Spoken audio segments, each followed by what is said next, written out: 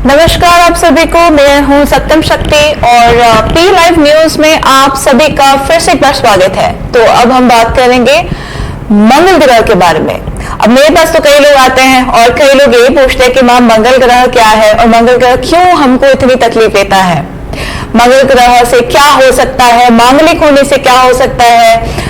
आधे से ज्यादा लोग तो मांगलिक होने के डर से ही ये पूजा वो पूजा, ये रेमेडी वो रेमेडी करते जाते हैं, लेकिन उनके लिए फिर भी कोई उपाय नहीं निकल आता। तो आज में मंगल ग्रह है क्या, मंगल का मतलब क्या होता है, हम आज बात करेंगे मंगल ग्रह के बारे में और मंगल ग्रह का एसोसिएशन विद रुद्र। मंगल ग्रह भूमि देवी का के बेटे के रूप में हम जानते हैं। अब भूमि क्या है, अर्थ, और अर्थ से जो वाइब्रेशंस निकलता है यानी कि जो ग्रेविटेशनल पुल है, जो ऊर्जा निकलती है, वो आपके डायरेक्टली आपके बॉडी को इंपैक्ट करती है, वो फ्रीक्वेंसी को इंपैक्ट करती है। तो इसीलिए मंगल जो है वो आपकी प्योर एनर्जी है जो आपको जमीन से कनेक्ट करती है और वही एनर्जी आपको ऊपर तक लेके जाती है, यानी कि भगवान शिव तक के या फिर विष्णु तत्व तक के। तो मंगल का ग्रह जो है, मंगल ग्रह जो है, मंगल की ऊर्जा जो है वो बहुत प्योर सात्विक एनर्जी है। वो आपके मूलाधार चक्र से कनेक्टेड है और वो आपके कुंडलिनी शक्ति को भी दर्शाती है, क्योंकि वहीं पे होता है हमारी मेन ऊर्जा, हमारी मेन प्राणिक शक्ति।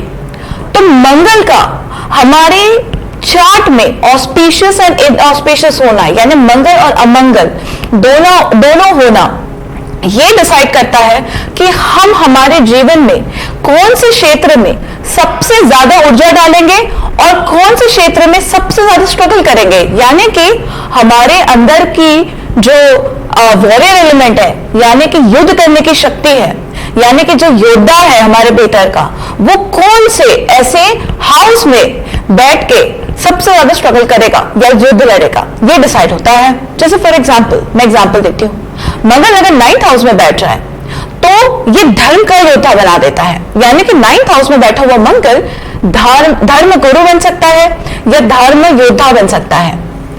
अब अगर हम ऐसे देखें तो 1st house, 2nd house, 4th house, 7th house, 8th house और 12th हाउस में अगर मंगल बैठ जाए तो ऐसे व्यक्ति को कई बार मांगलिक कहा जाता है। तो मांगलिक का होने का मतलब क्या है? मांगलिक होने का मतलब यह होता है कि आपकी ऊर्जा इतनी ज्यादा है उस पर्टिकुलर हाउस में कि वो उस हाउस के ऊर्जा को कई बार जला देता है। तो कई बार ये दिक्कतें देता है या फिर प्रॉब्लम देता है उस पर्टिकुलर हाउस में। अब मैंने भी कई लोगों से सुना है कि मांगलिक है तो शादी होनी चाहिए किसी मांगलिक से ही, और मांगलिक से शादी होने से पहले भी कई तरीके के उपाय किए जाते हैं। तो एक्चुअली मैं आपको एक बात बता दूं कि हमारे जो ज्योतिष की जो किताबें हैं, जो हमारे जो ऋषि मुनिया हुआ करते थे, वो एक्चुअल में साइंटिस्ट थे। वो लोग थे जिन्होंने साधना के माध्यम से सारे प्लैनेट्स, ग्रहों की ऊर्जाओं को समझने की कोशिश की और उनका हमारे ब्रेन फ्रीक्वेंसी यानी ब्रेन के ऊपर में क्या इम्पैक्ट पड़ता है, इस पे बहुत रिसर्च एंड स्टडी करा और उसके बेसिस पे उन्होंने कुछ अपने जो रिसर्च वर्क है वो उन्होंने लिख दिए। अब यूजुअली मंगल का एसोसिएशन होता था राजा महाराजाओं के साथ में। क्यों? क्योंकि मंगल जो ग्रह है वो योद्धा का ग्रह है और राजा महाराजाओं को जानने की विशेष जरूरत होती थी कि उनको ये अपनी जो ऊर्जा है वो कहाँ लगानी है, राजपाट के लिए, कहाँ जीतने के लिए। बट ये ओवर द टाइम क्या हुआ कि लोगों के विचार बदल गए। अब मंगल क्योंकि एक बहुत हाई ऊर्जावान प्लैनेट है, तो ये क्या करता है, ये करता क्या है कि इंसान की जिंदगी में काफी उथल पुथल ला देता है। इसकी वजह क्या है? क्योंकि मंगल अगर बहुत अच्छा है किसी के भी जीवन में तो वो दुर्गति नाशनी हो जाता है, मतलब दुर्गति को नाश करने वाला हो जाता है। लेकिन अगर मंगल की ऊर्जा थोड़ी भी इनऑस्पिशियस है तो वो इंसान को भस्म भी कर सकता है। लेकिन मंगल ग्रह का मैरिज से क्या कनेक्शन है? तो मंगल ग्रह का कनेक्शन अगर हम देखते हैं तो हम अगर आपने देखा है किसी का मैरिज अटेंड किया है तो मंगल के मंत्र पढ़े जाते हैं शादी से पहले, क्योंकि हम वो मैरिज से पहले वो ऑस्पिशियसनेस चाहते हैं मैरिज में, मतलब वो मंगल कार्य हो, शुभ कार्य हो, शुभता को हम मंगल कहते हैं। तो वो शुभता के साथ में जब मैरिज होता है तो वो मैरिज टिकता है। अब जब मांगलिक होता है, मांगलिक का मतलब होता है कि उस इंसान की ऊर्जा यानी कि सेक्सुअल एनर्जी इतनी हाई है।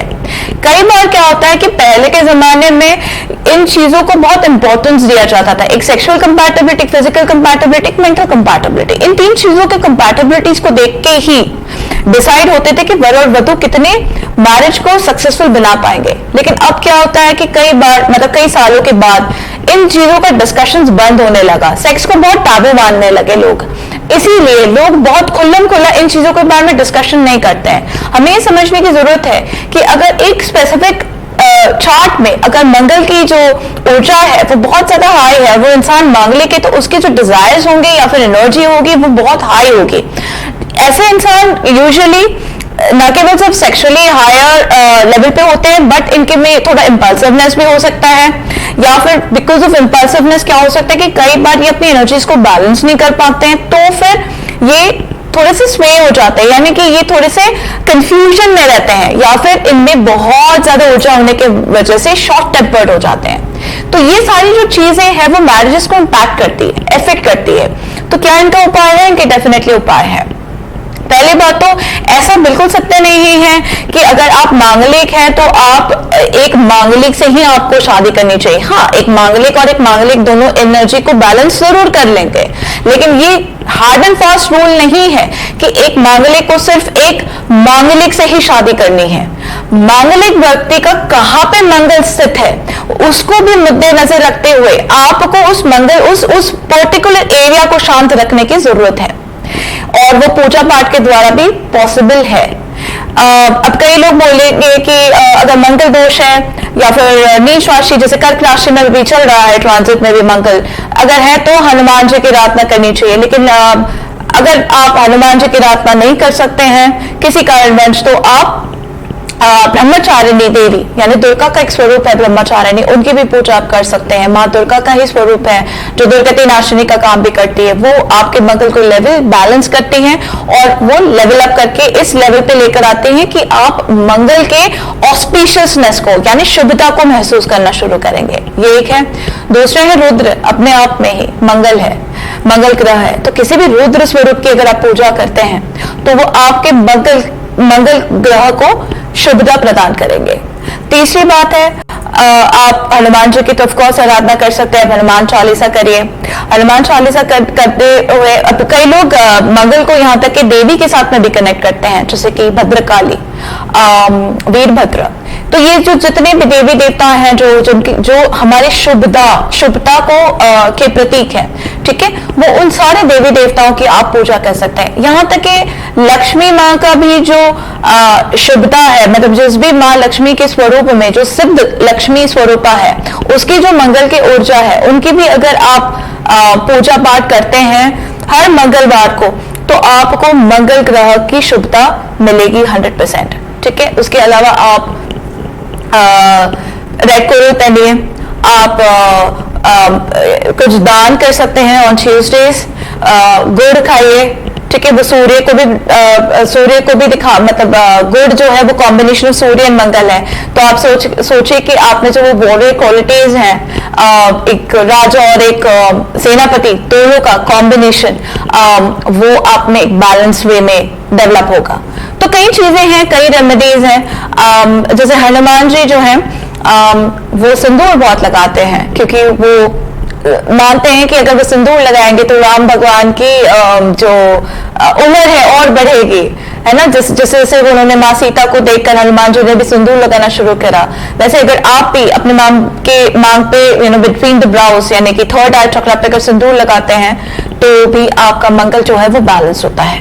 ठीक है, तो कई ऐसी चीजें हैं जो आप कर सकते हैं। उसके साथ साथ आप ट्यूजडेज को लगातार जैसे आप मंदिर में जाइए, आप घर में बैठ के साधना करिए, तो अपने अंदर की शुभता को बढ़ाइए। जितना आप अंदर की शुभता को बढ़ाएंगे, जितना आप सात्विकता की तरफ बढ़ेंगे, जितना आप सात्विक भोजन करेंगे, उतना ही मंगल ग्रह आपको अच्छा रिजल्ट देगा। आपके मन की ऊर्जा को भी खान पान के साथ साथ आपके मन की ऊर्जा में भी शुद्धता आनी चाहिए, सात्विकता आनी चाहिए, क्योंकि मंगल ग्रह तभी बढ़ता है, तभी शुभता देता है जब आप एक कंप्लीट सात्विक एनवायरनमेंट में रहते हो, एक सात्विकता के साथ, भक्ति भाव के साथ, सरेंडर के साथ में आप आगे बढ़ते हो। एंड इसी के साथ में मंगल ग्रह के बारे में बस आज इतना ही। अगर आपके पास कुछ भी सवाल है, आप कुछ पूछना चाहते हैं, तो यहाँ पे दिए हुए सारे डिटेल्स हमारे चैनल के डिटेल्स दिए हुए हैं, आप हमें कांटेक्ट कर सकते हैं और आप अपने सवाल जरूर पूछ सकते हैं। इसी के साथ नमस्कार।